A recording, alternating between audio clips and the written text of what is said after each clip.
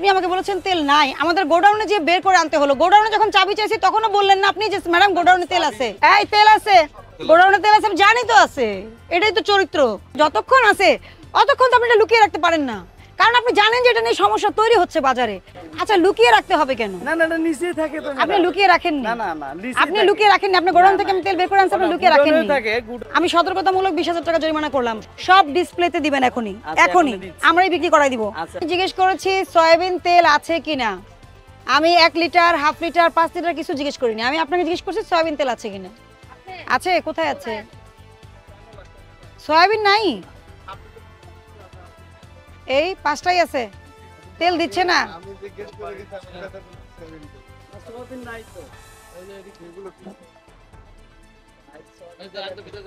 এটা কি তেল? এটা সয়াবিন না?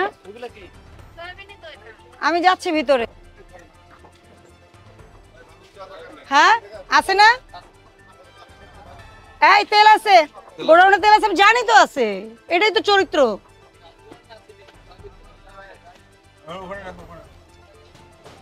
রাইস ব্র্যান্ড না, দেখো সয়াবিন কিনা।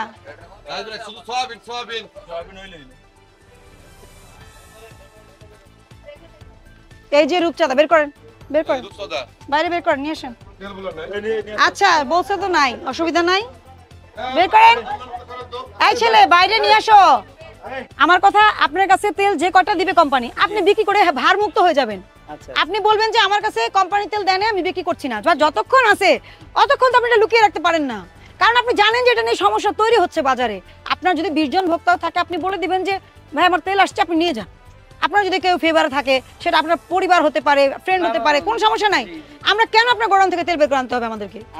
আপনি ভুল বলেছেন কিনা, আপনারা সবাই কম বোঝেন। আপনি আমাকে বলবেন যে আমার কাছে এই কয় কার্টন তেল আছে ম্যাডাম, আমি তেল এটা দিয়ে দিব। আমার দাঁড়ান, আপনি আমাকে বলছেন আপনার কাছে কি আছে? ক্যানোলা অয়েল আছে। ক্যানোলা আছে যে এখানে ছিল। হ্যাঁ আপনি বলছেন ক্যানোলা অয়েল আছে, কোনো সমস্যা নাই।